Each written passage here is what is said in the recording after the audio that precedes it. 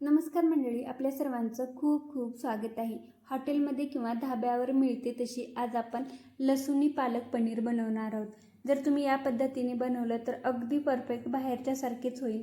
चला तर मग रेसिपीला सुरुवात करूया। त्यासाठी इथे मी कढईत पाणी गरम करायला ठेवलेलं आहे। पाणी व्यवस्थित गरम झाल्यानंतर यामध्ये आपल्याला पालक टाकून घ्यायचे। मी इथे पालक स्वच्छ धुवून घेतलेली आहे आणि कट न करता इथे पालक टाकून घेतलेली आहे। आता पालकासोबतच आपण एक टोमॅटो चिरून घेतलेला होता, तो सुद्धा यामध्ये टाकून घ्यायचे। यासोबतच एक 7-8 पाकळ्या लसूण सुद्धा टाकलेला आहे। लसूण टाकल्यामुळे टेस्ट ही खूप छान येते, त्यामुळे मी ते पालक उकडताना किंवा शिजवताना यामध्ये लसूण टाकून घेतलेला आहे।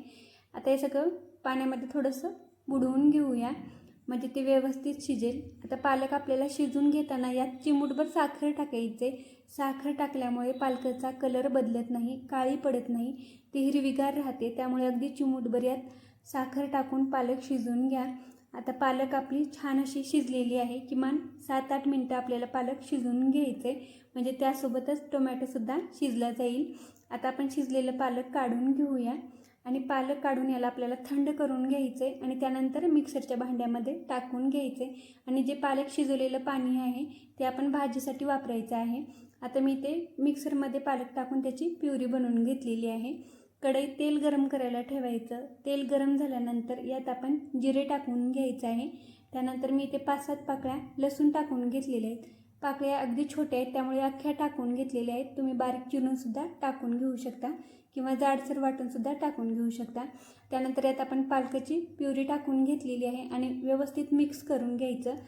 तुम्हाला जेवढं पाणी हवे आहे तेवढी इथे तुम्ही टाकून घेऊ शकता, म्हणजे ग्रेव्ही तुम्हाला जशी घट्ट किंवा पातळ हवी आहे त्या प्रमाणात पाणी टाकून व्यवस्थित असं सगळं फोडणीमध्ये मिक्स करून घ्यायचं आहे। त्यानंतर 1 चमचा पालक पनीर मसाला टाकून घ्यायचे, चवीनुसार मीठ टाकायचं आणि सगळं परत एकदा व्यवस्थित असं मिक्स करून घ्यायचं आणि 4-5 मिनटं ही आपल्याला भाजी शिजवून घ्यायचे। आणि 4-5 मिनटानंतर भाजी शिजल्यावर यामध्ये मी पनीर टाकून घेतलेलं आहे। पनीरला मी इथे तळलेलं नाही किंवा परतून सुद्धा घेतलेलं नाही तेलावर।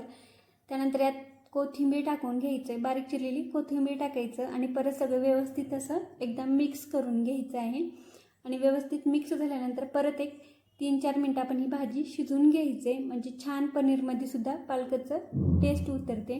झाकण ठेवून भाजी शिजवून घेतलेली आहे। मस्त अशी हिरवीगार आपली ही पालक पनीरची भाजी तयार होते। आता भाजी तयार झाल्यानंतर वरून याला आपण लसूणी तडकासुद्धा देऊन घेणार आहोत।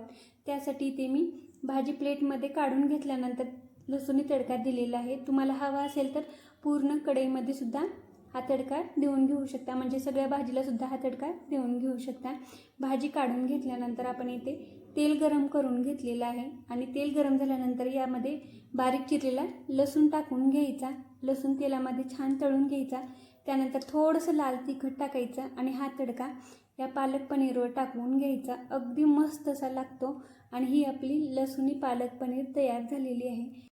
आजची रेसिपी आवडल्यास प्लीज व्हिडिओला लाईक करा, शेअर करा आणि चॅनेलला सबस्क्राईब करा। धन्यवाद।